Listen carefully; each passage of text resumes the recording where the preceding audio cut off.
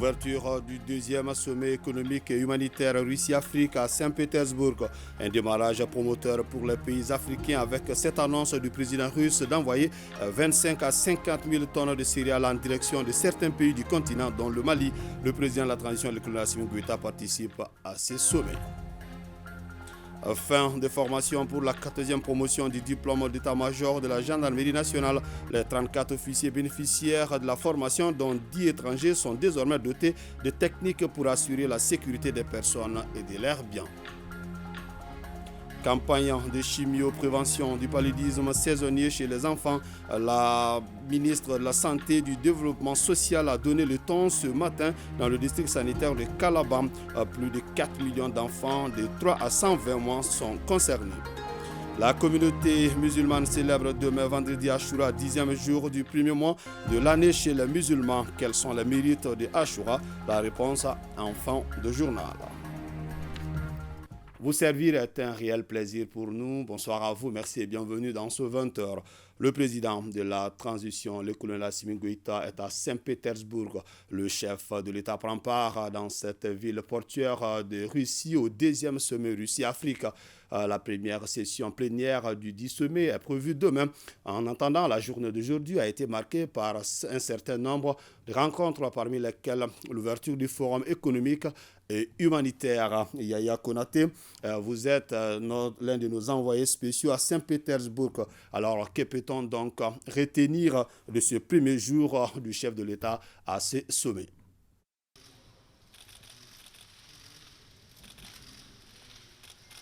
Le président russe Vladimir Poutine, qui reçoit ses hôtes au cours d'une cérémonie officielle d'accueil, c'est sans doute le premier acte du sommet proprement dit, le sommet Russie-Afrique, dont la première session plénière est prévue ici demain à Saint-Pétersbourg. Il faut dire qu'on aura droit théoriquement à une déclaration du président de la transition, chef de l'État, le colonel Assimi Goïta, qui doit s'exprimer ici à la tribune du sommet.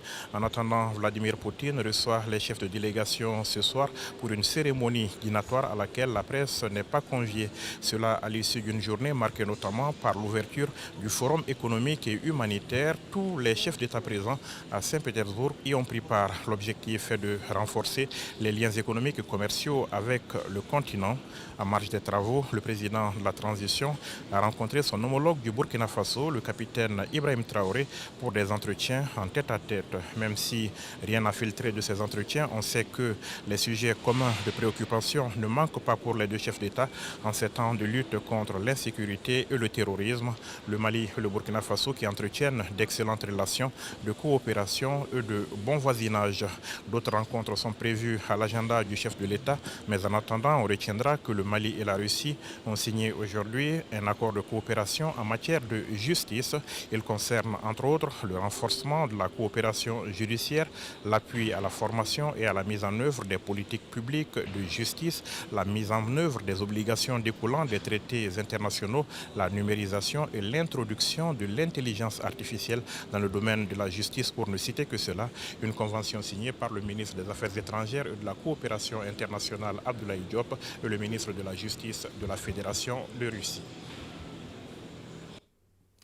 Dans 3 mois, la Russie va envoyer 25 à 50 000 tonnes de céréales en direction de certains pays africains, dont le Mali. L'annonce a été faite ce matin par le président russe à l'ouverture du deuxième sommet économique et humanitaire Russie-Afrique à Saint-Pétersbourg. Pour le président en exercice de l'Union africaine, le partenariat russo-africain doit mettre l'accent sur le secteur au regard de son point dans l'économie du continent. Le président de la transition, le colonel Assimi Goïta, participe à ces sommets. Bourama Traoré. Dans 3 mois, nous serons prêts à envoyer à titre gratuit, envoyer au Burkina Faso des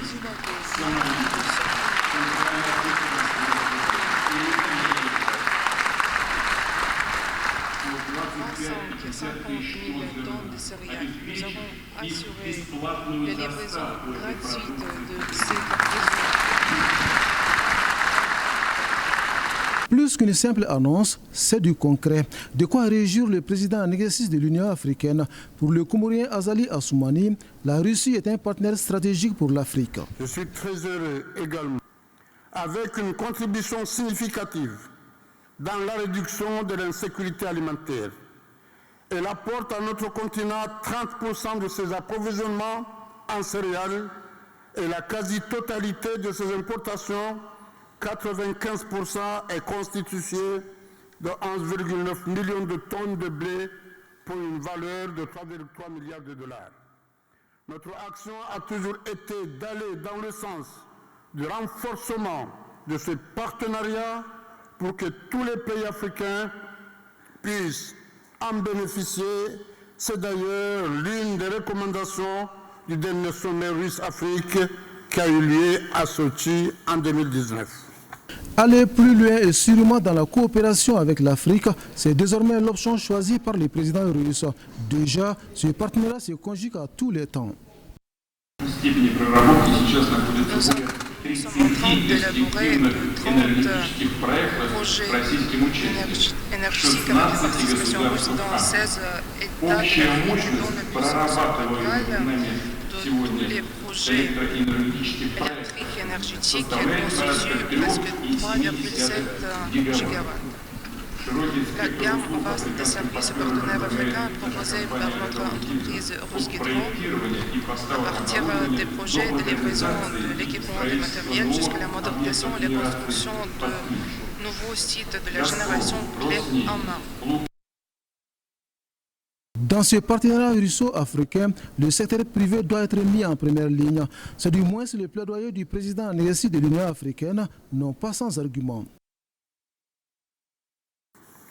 Le secteur privé africain, qui représente 80% de la production totale du continent, 2 tiers de l'investissement, 3/4 du crédit et emploie 90% de la population en âge de travailler, est un maillon essentiel de notre continent et un allié important pour les pays partenaires. Nous comptons alors sur la Russie, aussi bien sur son secteur privé que sur son secteur public, pour apporter cette contribution à l'industrialisation, au renforcement du secteur privé africain dans un partenariat gagnant-gagnant. Autres domaines ciblés, le numérique, la communication, la culture, la finance et l'éducation. Sur ce dernier point, le président Poutine annonce. Et parfois, nous allons assister à nos amis africains pour développer pas seulement l'éducation supérieure et secondaire. Nous allons enseigner les maîtres, les cadres techniques pour les écoles et lycées, établir les écoles conjointes pour lesquelles on développe des matériels méthodiques adaptés sur la base du synthèse des programmes d'éducation nationaux russes et africains. Nous proposons d'examiner les possibilités de créer en Afrique des écoles avec les études en russe. Pour ce deuxième sommet, Russes et Africains affichent une même volonté, celle de cheminer davantage ensemble pour traduire dans les faits l'affirmation selon laquelle la Russie et l'Afrique ont un intérêt commun et un avenir commun. En marge de ce sommet Russie-Afrique, la chaîne de télévision Russia Today et l'URTM ont signé un mémorandum de partenariat. L'accord porte sur les échanges de programmes, la formation et le partage d'expériences. Hassan Baba Djambele, directeur général de l'URTM, et le directeur général de RT s'expriment au micro d'Ibrahim Traoré et Abdul Salam Bamba.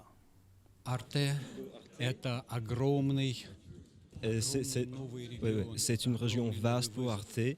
Partout dans le monde, Arte, c'est le symbole des bulletins d'information en général alternative, qui n'est pas dite par n'importe quelle autre chaîne. Et c'est l'honneur pour nous que vous nous avez donné la possibilité de prendre ce défi et d'essayer de couvrir les actualités sur le continent africain d'une autre manière. Nous envisageons la coopération mutuelle avec l'URTM, donc qui va être fructueuse pour nous et pour vous.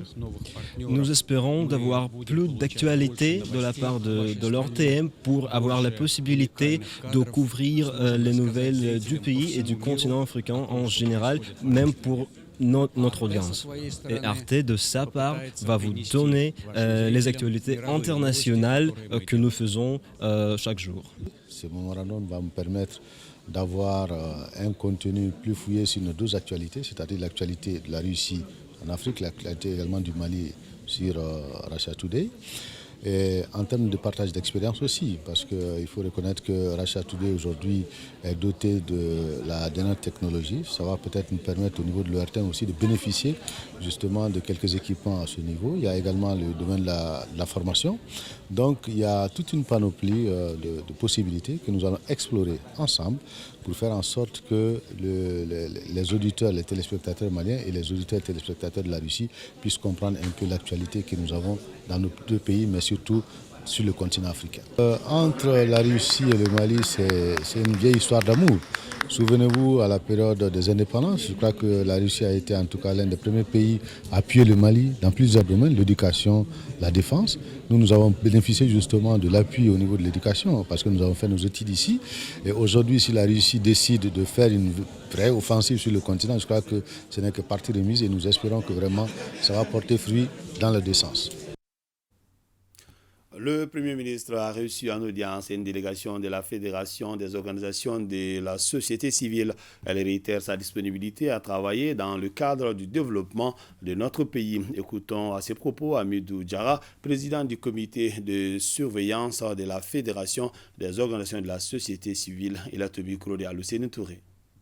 Suite à une réunion du groupe de veille du Forum des organisations de la société civile du Mali, au point analyse sociopolitique, ce qui a retenu notre attention, c'est l'intervention du président du Conseil national de la société civile, qui a clairement appelé son Excellence, le ministre d'État, ministre de l'administration territoriale. Il a carrément appelé Monsieur le Premier ministre. Au début, on pensait que c'était un lapsus, mais il a insisté, il a même répondu en bambara. Nous avons donc estimé qu'il était de notre devoir de venir manifester tout notre soutien au Premier ministre pour lui dire que nous ne partageons pas cet avis et que nous nous désolidarisons de cette déclaration. Alors c'était ça l'objet essentiel, entre autres. Qu'est-ce qui se passe au Mali? Le Conseil national de la société civile est membre fondateur du Forum des organisations de la société civile du Mali. Je le dis, je persiste. Et jusqu'à présent, nous n'avons pas reçu une lettre de démission du forum. Mais les pouvoirs publics ont toujours appelé le Conseil national pour représenter la société civile, partout et partout. Alors nous avons alerté le Premier ministre que cela n'était pas très juste. Le forum est un membre fondateur du M5-RFP.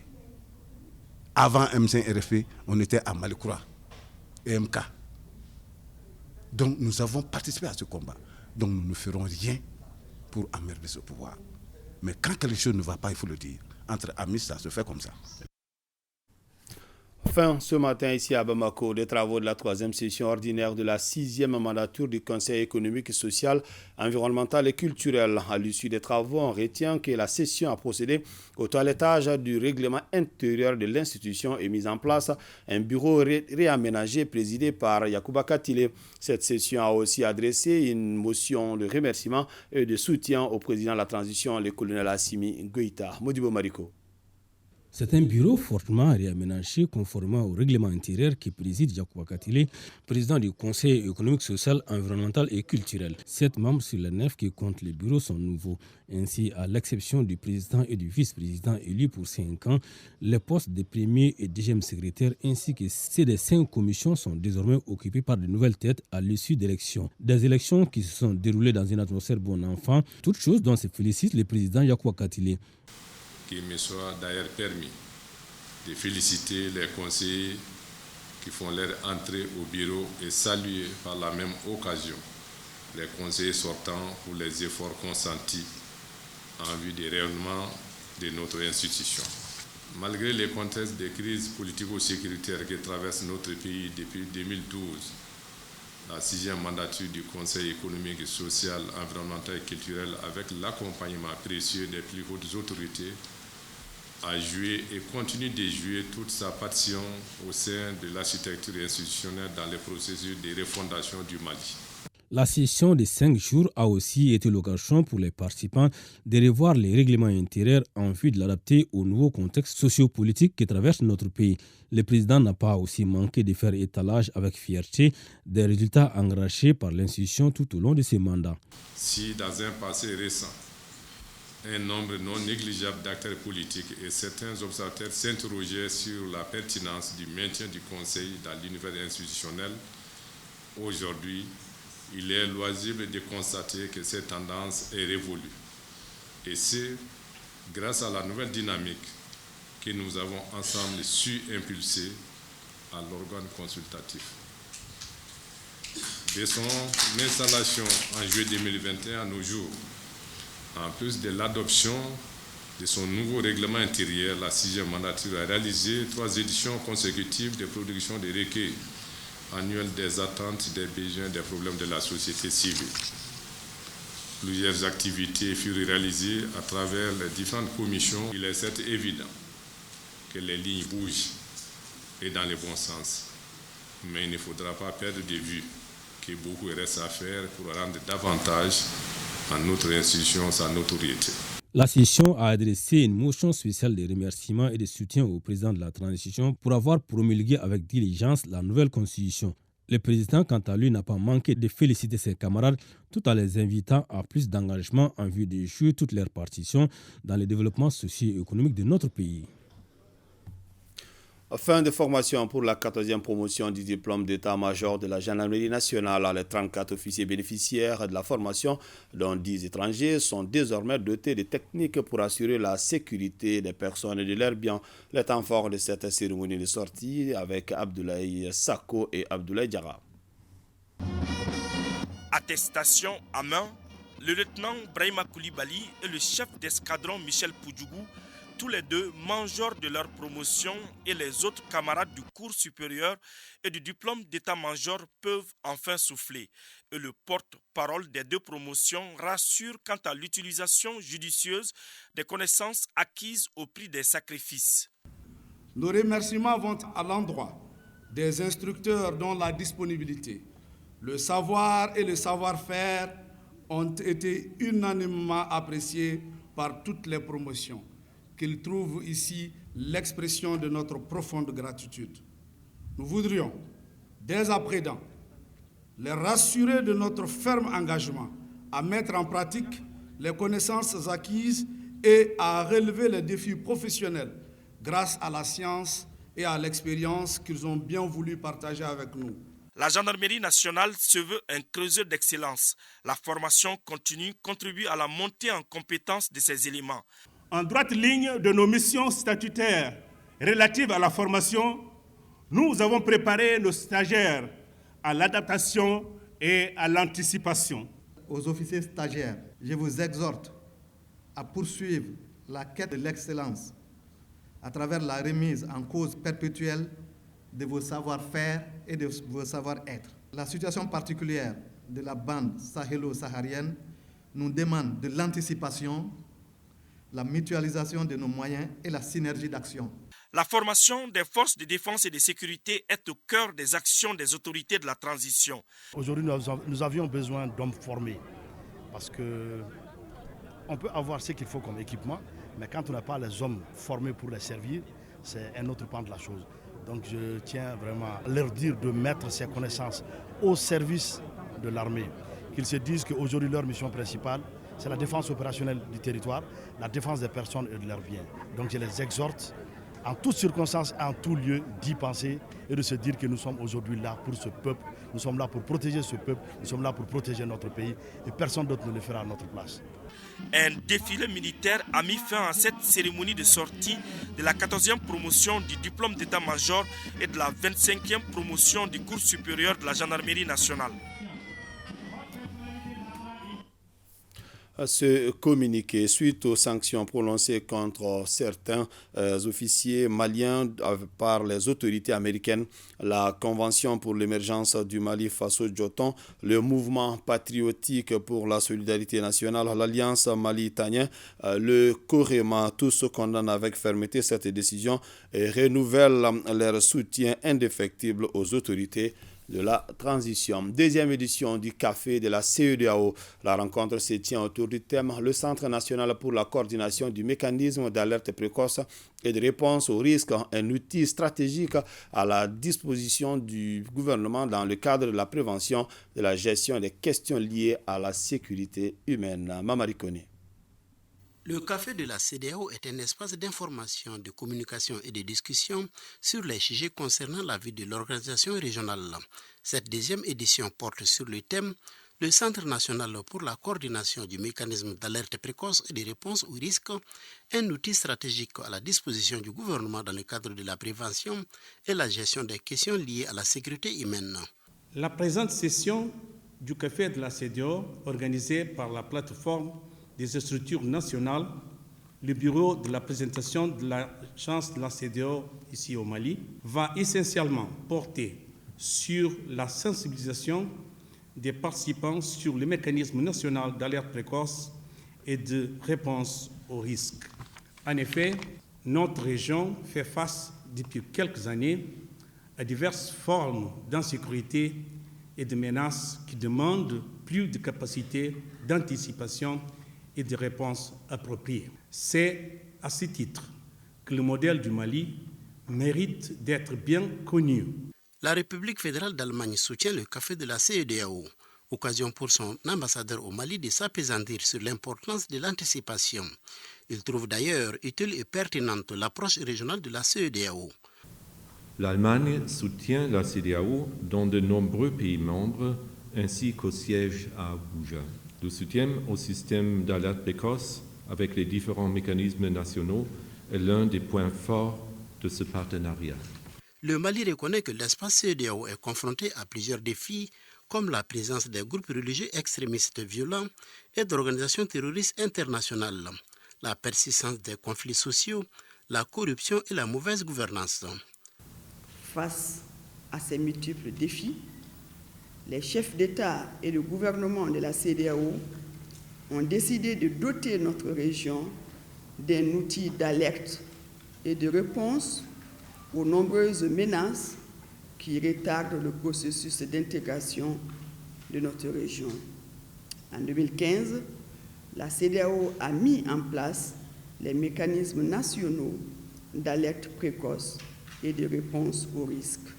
Le Centre national pour la coordination du mécanisme d'alerte précoce et de réponse aux risques est rattaché à la primature. Il a pour mission de recueillir les informations et données sur les menaces à la bonne gouvernance, à la sécurité et à la paix au Mali.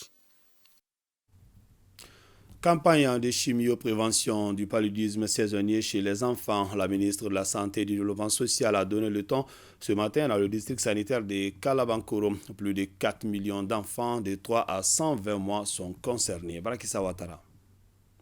Ce sont les jumeaux de la famille Koulibaly qui ont eu l'honneur de recevoir les premières doses de médicaments anti-paludiques. La campagne de chimioprévention du paludisme saisonnier ainsi lancée vise à réduire la morbidité et la mortalité liées au paludisme. Le dernier rapport de l'Organisation mondiale de la santé fait état de 2 millions de cas supplémentaires de paludisme dans le monde en 2021.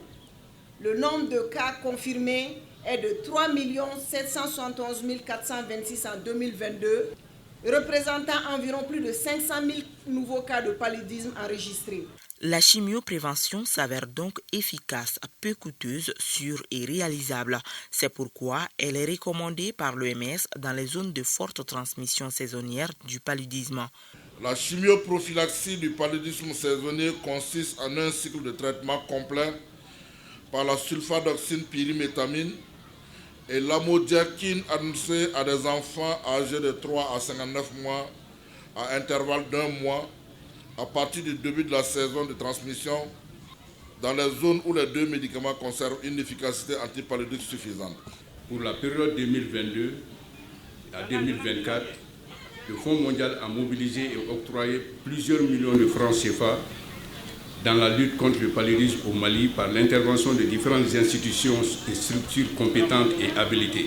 L'objectif est de maintenir des concentrations thérapeutiques de médicaments antipaludiques dans le sang pendant la période où le risque de contracter le paludisme est plus élevé. L'État malien et ses partenaires Fonds mondial de lutte contre le sida, la tuberculose et le paludisme, à travers Catholic Relief Service, USAID, PMI, Impact Malaria et l'UNICEF, vont investir 6 milliards 500 millions de francs CFA, dont plus de 3 milliards 526 millions 819 884 pour l'achat des médicaments. L'administration de ces médicaments sera assurée par 21 000 relais issus de nos communautés et 1560 agents de santé communautaires pour la prise en charge des cas suspects de paludisme gratuitement. Cette campagne de chimioprévention du paludisme saisonnier est couplée au dépistage de la malnutrition dans la commune de Kalabankoro. Le Mali célèbre demain, 28 juillet, la journée mondiale contre l'hépatite. La journée sera célébrée au niveau national sous le thème « Dépistage et traitement partout et pour tous, un droit et un devoir ». La ministre de la Santé et du Développement social, dans son message, rassure en rappelant que l'hépatite est évitable lorsque les mesures de prévention sont respectées. Écoutons le colonel Assab Diallo Touré, des propos recueillis par Brakissa Ouattara. L'hépatite virale constitue un problème majeur de santé publique au Mali, comme en témoignent les données de la campagne de dépistage réalisée lors de l'édition 2021 auprès de 817 personnels de santé dans la région de Kay, Koulikoro, Sikasso, Ségou, Mopti et le district de Bamako, avec une prévalence de l'hépatite B, 6% d'antigènes HBs positifs et de l'hépatite C, 1,36% d'anticorps anti-HBC. Ceci dénote que le personnel de santé reste particulièrement exposé à l'hépatite virale. Le Mali est résolument engagé dans la lutte contre l'hépatite virale en tant que priorité nationale. Ainsi, mon département, à travers sa cellule sectorielle de lutte contre le VIH-Sida, la tuberculose et les hépatites virales, a entrepris des actions pour la prévention et le traitement de l'hépatite virale. Il s'agit entre autres du développement des protocoles de prise en charge, la disponibilité du traitement pour l'hépatite virale B. Il me plaît de rappeler que l'hépatite virale est une maladie évitable lorsque les mesures de prévention sont respectées. Les formes graves et les complications sont évitables lorsque les personnes sont dépistées et mises sous traitement à temps. Mes chers compatriotes, je vous exhorte tous au dépistage de l'hépatite virale afin que notre pays soit au rendez-vous mondial d'élimination de cette maladie d'ici à l'horizon 2030. La Fondation internationale pour les systèmes électoraux et la Haute Autorité de la communication ont procédé à la restitution du premier rapport trimestriel de monitoring sur l'état des lieux en matière d'inclusion du genre dans les programmes des médias audiovisuels dans notre pays. Cet exercice concerne nos consoeurs des régions et fait suite à celui des professionnels d'organes de presse du district de Bamako. Jules Sambou Sissoko. La Fondation internationale pour les systèmes électoraux, AIFES Mali, et la Haute Autorité de la communication, HAC, partagent la même vision de l'inclusion du genre dans les programmes des médias audiovisuels au Mali. La rencontre de restitution de l'étude menée du 1er janvier au 31 mars 2023 est destinée aux hommes des médias des régions du Mali. Il s'agissait d'appuyer la HAC à travers son centre de monitoring et de contrôle des médias à développer des indicateurs qui serviraient à produire des rapports périodiques sur l'état des lieux en matière d'inclusion des groupes vulnérables, les femmes, les jeunes et les personnes vivant avec handicap dans les programmes des médias audiovisuels au Mali. C'est une occasion pour nous, médias, de mieux réfléchir sur les voies et moyens nous permettant de revoir notre façon de faire.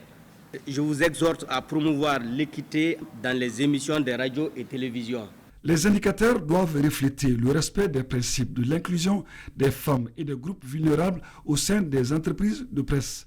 L'objectif réel visé par la HAC et son partenaire AIFES à travers cet atelier est de partager avec vous la nécessité de l'inclusion des femmes dans toute la chaîne de production de l'information, de la gouvernance de vos différents organes médiatiques aux différentes activités de production. La production périodique de rapports sur des préoccupations communes témoigne du partenariat exemplaire entre AFS Mali et la HAC. La journée mondiale de la population a été célébrée au Mali sur le thème national accélérant l'accès des filles et des adolescentes à la santé, à l'éducation et aux opportunités économiques. Dans le cadre des activités de cet événement, le ministère en charge de la population vient d'organiser un panel pour attirer l'attention des populations et décideurs sur les questions clés de population et de développement. C'est en partenariat avec le Fonds des Nations Unies pour la population. Batraoré. La prise en compte des besoins de la femme, de la fille et de l'adolescente est une priorité pour la Direction nationale de la population. Et selon les statistiques de la structure, au Mali, 66% des filles ne vont pas à l'école.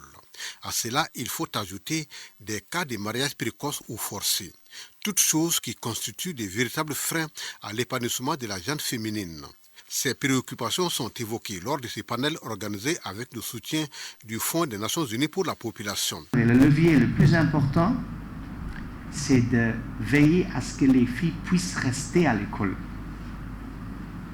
Veiller à ce que les jeunes puissent faire leurs études.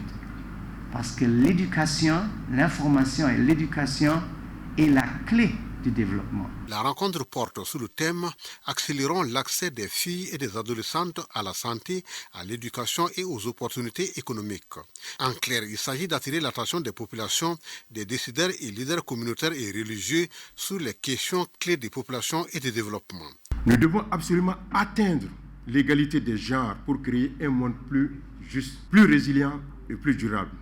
L'implication et la participation des femmes et des filles sont fondamentales pour faire face aux difficultés diverses qui menacent notre futur, à savoir l'évolution démographique, le changement climatique.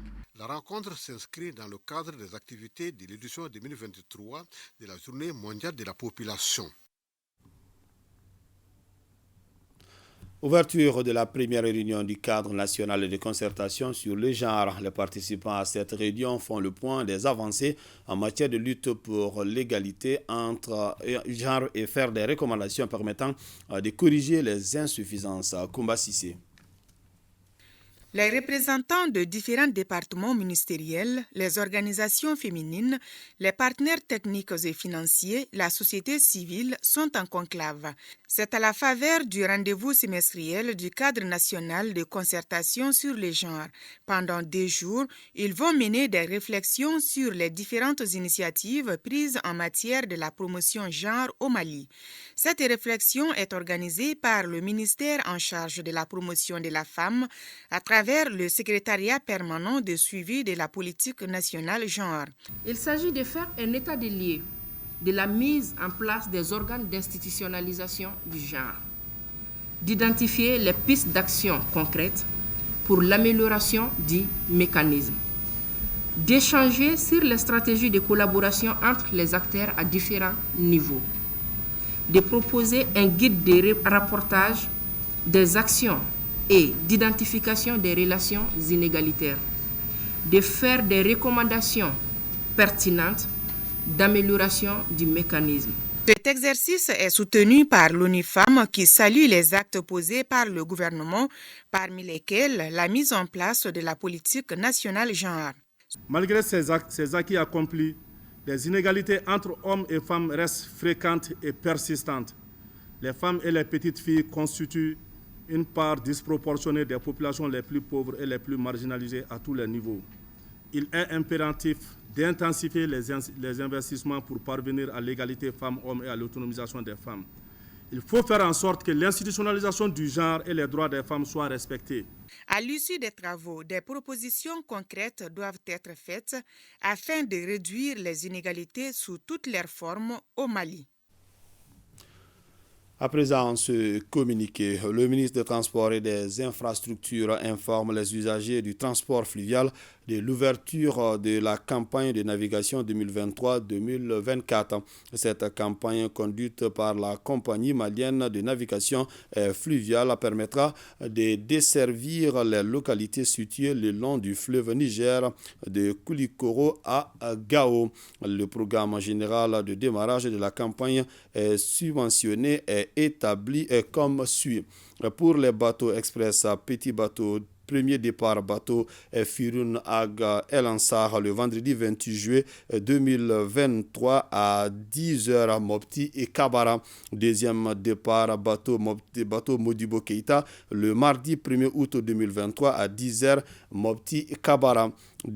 Pour les bateaux courriers grand bateau, premier départ bateau Tombouctou le jeudi 3 août 2023 à 6h Mopti Kabara et Koulikoro. Deuxième départ bateau Kankoumoussa le jeudi 10 août 2023 à 20h Mopti Kabara. Troisième départ bateau général Abdoulaye Soumaré le mercredi 16 août 2023 à 6h Koulikoro Kabara. Au terme des premières rotations indiquées, le programme se présente comme suit. Pour les bateaux express, 2 départs à Mopti dans la semaine, notamment tous les mardis et vendredis à 10h pour Kabara. Pour les bateaux courriers, tous les mardis à Koulikoro à 22h pour Gao. Le ministre des Transports et des Infrastructures signale que les bateaux de transport de marchandises seront mis en mouvement en fonction de la disponibilité du fret. Le ministre souhaite un excellent voyage à tous les usagers du transport fluvial. La communauté musulmane célèbre demain vendredi Ashura, 10e jour du premier mois de l'année. Chez les musulmans, quels sont les mérites de Ashura? La réponse dans ce reportage signé Alpha Maïga.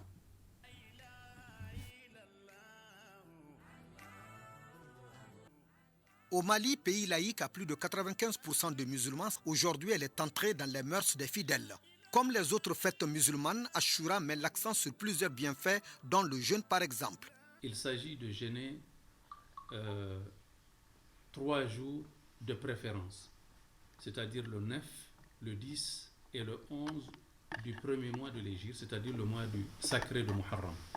En deuxième degré, si on ne peut pas jeûner les 3 jours, il est recommandé de jeûner 2 jours, c'est-à-dire le 9 et le 10.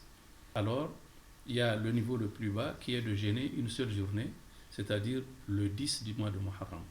Les mérites, c'est que Dieu vous donne la récompense toute l'année écoulée, toute l'année précédente. Tous les péchés seront absous, seront pardonnés par Allah subhanahu wa ta'ala pour toute l'année précédente. Nous, on ne gêne pas. Comme lecture du Coran, à cause de l'imam Hussein, le deuil qu'on a fait pour le prophète et sa famille, que Dieu exauce nos vies. Bien avant que le ramadan soit obligatoire, mais après l'avènement du ramadan, Inch'Allah, donc c'est devenu surrogatoire.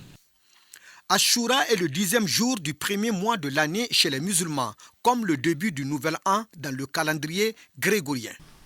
Dès la première année de l'Hégire, lorsque le prophète a émigré de la Mecque à Médine, quand il y est arrivé, c'est en ce moment-là que le jeûne surrogatoire de l'Ashura a été institué par le prophète sallallahu alayhi wa sallam. Et il y a une raison, il y a une historicité par rapport à cela. Ça veut dire, le Muharram, ça veut dire haram, interdit. Tous les guerres, les conflits sont haram dans le mois de Muharram. Depuis au temps avant l'islam, on appelait ça Ashura Ashara, comme 10e. 1, 2, 3, 4, 9, 10. Toutefois, dans les milieux religieux, Ashura est surtout fêté à travers la lecture du Saint-Coran et les prêches. Dans toutes les mosquées et les lieux publics, les imams et autres grands prêcheurs tiennent en haleine les fidèles qui font le déplacement. Chez les chiites, ils prennent ces jours comme un jour de deuil. Un jour, on a tué le petit-fils du prophète, l'imam Hussein. Voilà, chez nous, donc, on pleure, on s'habille avec les noirs. Obligatoirement, on prie à cause de l'imam Hussein, à cause de la famille du prophète. Dieu bénit le Mali, bénit le Mali. C'est un moment qui nous permet, un moment de spiritualité intense, qui nous permet de revenir à Dieu. Nous revenons à la paix, au vivre ensemble, à la compréhension mutuelle et à la cohésion sociale. Dans les familles, la commémoration de cette journée se manifeste aussi par la préparation de plats copieux. Quand vous jeûnez, on parle évidemment de la rupture du jeûne, où les repas sont préparés. Donc c'est véritablement un événement annuel dans la vie des croyants et des croyantes. Loin de la ferveur ou de la mobilisation que suscite la commémoration de la fête du Mawlud, de Ramadan ou encore la fête de Tabaski, la célébration d'Ashura au Mali gagne les milieux religieux et même l'État malien qui la rend chômée et payée. Bonne célébration d'Ashura à toute la communauté musulmane. Le Conseil national de la jeunesse du Mali, CNJ, dans une posture d'insertion des jeunes à travers des projets innovants. C'est ce qui ressort de sa rencontre avec certains opérateurs économiques. Boubacar Kanouté. Le Conseil national de la jeunesse du Mali dans une dynamique de fédérer ses militants autour de l'essentiel. Cette rencontre initiée par la fêtière vise à faire participer les jeunes opérateurs économiques et autres leaders de la société civile à la construction nationale et d'envisager un mécanisme endogène plus durable sur la question de l'employabilité, mais aussi et surtout d'installer une somme de quiétude au sein de la couche juvénile, aujourd'hui dans une impasse.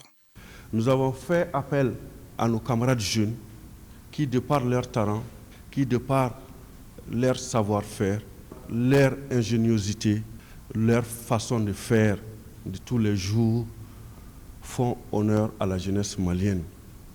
Nous les avons appelés pour qu'on échange. Au terme de ces échanges, nous avons exprimé notre vision du Mali. Ces opérateurs économiques maliens s'engagent sans détour à accompagner les jeunes qui constituent le fer de lance de tout processus de développement.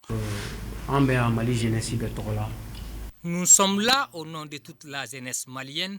Il est de notre ressort de contribuer au développement socio-économique du pays tout en prônant la cohésion entre les fils du pays.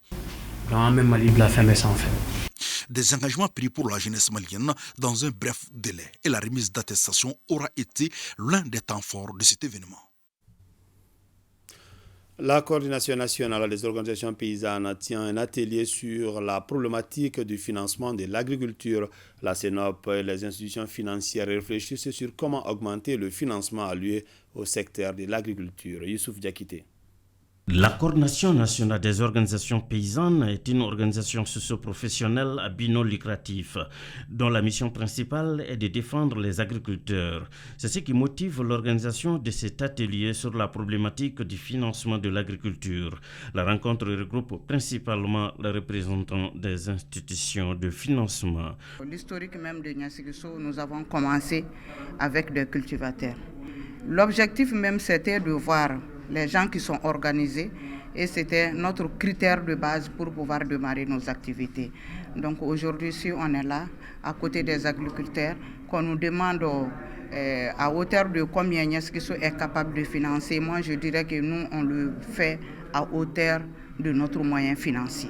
Pour 2022, on a clôturé l'exercice avec plus de 30 milliards de crédits. Comment augmenter le financement accordé aux producteurs agricoles? Voilà la principale réflexion au centre de cette rencontre. Nous, on veut un système de financement qui finance l'outil de production dans la durée, qui permet à l'agriculteur d'améliorer son outil de production, de s'équiper, de pouvoir acheter des intrants, de pouvoir produire mieux et de pouvoir vendre ses productions d'une façon assurée. Il s'agit à la fin d'arriver à des recommandations qui puissent sécuriser les paysans, augmenter leur productivité et véritablement atteindre la sécurité alimentaire. Face à la recrudescence des accidents de la circulation, l'État a pris un certain nombre de mesures. Les mesures sont relatives à l'application des soutiens administratifs et des peines prévues par les textes en vigueur. Pour en savoir plus, Sirabatili reçoit dans l'invité de la semaine le directeur général des transports, Mamadou Sow. Suivant un extrait de cet entretien. Nul au Mali n'a été insensible aux accidents qui se sont déroulés ces derniers temps. Ces accidents ont ébranlé la conscience collective et indigné même la population. C'est à ce titre que les plus hautes autorités ont instruit au ministre en charge de la sécurité routière, celui du ministre des Transports et des Infrastructures, celui de la sécurité et de la protection civile, de prendre des mesures urgentes pour que cessent en tout cas ces accidents, pour que en tout cas le transport soit beaucoup plus sécurisé. D'accord. Le contrôle technique aussi, c'est une étape très importante. Mais les lieux pour faire le contrôle technique sont limités ici au Mali. Est-ce que l'État songe à multiplier ces lieux de contrôle technique dans les jours à venir? Le contrôle technique, pour le moment, est un service concédé, un service de l'État que l'État a concédé à un partenaire à un privé qui, en fonction de ses moyens, est en train de se déployer. J'ai reçu la semaine dernière une demande du service contrôle technique d'étendre, d'ouvrir un centre à Kenyeba. Pourquoi pas mettre aussi à Djema? Pourquoi pas mettre aussi dans d'autres centres? Lancement du projet Ayewili, il est initié par l'association Kiro avec le soutien de l'ambassade royale du Danemark à travers le fonds d'appui aux moteurs de changement. C'était au cours d'une conférence animée par les responsables du projet. Ibrahim Kaoukonate. Une jeunesse plus impliquée dans la gouvernance à travers le cinéma et l'audiovisuel, tel est l'objectif de cette conférence de presse animée par les initiateurs du projet Ayewili. Ce projet permet de sensibiliser les jeunes et les femmes sur la citoyenneté active. Et notre pays traverse aujourd'hui des moments très durs et chaque Malien doit apporter sa pierre pour la résolution des problèmes. C'est pour ça que nous avons fait la première chanson il y a 2 ans, l'appel du Malikoura. Et c'est pour dire à chaque Malien vraiment, chacun doit d'abord se servir lui-même et chacun doit élever sa propre personne, briller afin d'être utile à sa communauté, à sa ville et à son pays. 10 jeunes seront sélectionnés et formés dans des camps à Bamako, Koulikoro et Ségou dans le domaine de l'audiovisuel, le patriotisme, le business et la gestion du projet. Déjà, le projet Ayewili a 2 phases. La première phase, c'est une formation. Nous allons former 10 jeunes à travers le Mali. Et à la base, les jeunes doivent être issus du milieu de l'audiovisuel. Nous allons renforcer leurs capacités dans l'audiovisuel et dans un second temps, nous allons les former en business et dans un autre temps, nous allons les former en tout ce qui est engagement citoyen. Le projet Ayewili est financé par l'ambassade du Royaume du Danemark à travers son fonds d'appui aux moteurs de changement, FAMOC. Désormais disponible dans vos kiosques de nouvelles parutions établies par Soumaré Édition, la collection Amélioration de la qualité de l'enseignement fondamental est la première. Rédigée sur 161 pages, cette œuvre a pour but d'aider à la refondation de l'instruction fondamentale en proposant un fil conducteur adapté à l'ensemble des acteurs de ce secteur, de l'État au corps enseignant en passant par les communautés et les ONG. Pour entamer le processus de changement, l'auteur Mamadou Soumaré a élaboré un second ouvrage sur l'éducation civique et morale par des poèmes et les pièces de théâtre. Cette œuvre de 224 pages offre une formation civique et artistique enracinée dans nos réalités socio-culturelles. Réunis au sein du Conseil national pour la sauvegarde de la patrie, les forces de défense et de sécurité ont affirmé dans la nuit du 26 au 27 juillet 2023 avoir déposé Mohamed Bazoum et pris le pouvoir. Dans un communiqué lu à la télévision nationale, le Conseil national pour la sauvegarde de la patrie a annoncé la suspension des institutions et la fermeture des frontières du pays, justifiant le coup de force par la dégradation de la situation sécuritaire. Le Conseil national pour la sauvegarde de la patrie a instauré un couvre-feu de 22h à 5h du matin dans le pays. Des manifestants se sont rassemblés à Niamey pour déclarer leur soutien à l'armée. La musique malienne est en deuil depuis hier. Moussa Traoré d'Itaras est décédé des suites d'une courte maladie à l'âge de 82 ans. Ses obsèques ont eu lieu aujourd'hui. Ibrahim Kaoukonate. Né le 23 novembre 1941 à Lomé, au Togo, Moussa Traoré d'Itaras y fait ses écoles primaires avant de revenir au Mali pour fréquenter le lycée Terrasson de Fougères, actuel lycée Askia Mohamed. Après son baccalauréat, il suit des formations dans le cadre de la musique à La Havane, à Cuba et à Strasbourg, en France. Fort de cette expérience, il dispensait des cours à l'Institut national des arts INA, Histoire des arts africains. En 1983, il forme son groupe emblématique Taras et voyage dans le monde entier. Taras, il a été un très bon père pour nous, précisément pour moi. Et quand j'ai passé à l'ORTM, au forum culturel avec Baba Sangaré, Adama Samedi Loisir, il dit il a vu un talent en moi, il dit viens jouer dans mon orchestre. Et il m'a pris. Il m'a tout donné. En tant que frère, en tant que promotionnaire, nous sommes entrés au lycée Terrasson de Fougères le même jour. Et je ressens beaucoup de tristesse. Beaucoup de tristesse parce que voilà un homme qui nous quitte, qui n'a jamais fait de mal à personne. Il s'entendait avec tout le monde. Et partout où il était, c'était la joie. Je souhaite simplement que la terre soit légère et que Dieu le récompense de tout le bien qu'il a donné aux autres. Un baobab de la musique malienne s'en va avec un trésor. Nous pleurons aujourd'hui sa mort, mais nous nous réjouissons de l'apport inestimable qu'il a pu faire au patrimoine musical malien. D'autant que sa musique a porté haut justement le flambeau de la culture malienne. Je voudrais, au nom du président de la transition, au nom du premier ministre chef du gouvernement, de l'ensemble du gouvernement, présenter mes condoléances les plus émues à la famille de l'illustre disparu et prier pour le repos de son âme. Je retiens de l'homme un homme très simple, jovial, qui était à la disposition de toute sa famille. Et je me rappelle, c'est l'oncle qui passait toujours voir ses sœurs. Il n'avait aucun problème dans la famille. Et il était au service de tout le monde dans la famille. Et que le grand Dieu l'accueille dans son paradis. Il abandonne la flûte à jamais, son compagnon de tous les temps. Animateur de l'émission Erythro Salsa sur le groupe ORTM. Moussa Traoré Taras laisse un vide. Chevalier de l'Ordre national du Mali, Taras était marié. Il repose désormais au cimetière de Kalabankoro.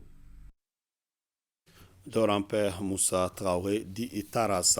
Le marché malien est inondé par des fers à béton qui ne répondent pas aux normes. Cela est un grand danger pour le secteur immobilier et les populations en général. Face à cette situation, la Direction générale du commerce, de la consommation et de la concurrence DGCC a enclenché une vaste opération de contrôle des fers à béton. Vous pourrez suivre les magazines sur cette opération de la DGCC après ce journal. C'est donc la fin de cette édition. Merci de l'avoir suivi. Que le bon Dieu nous assiste.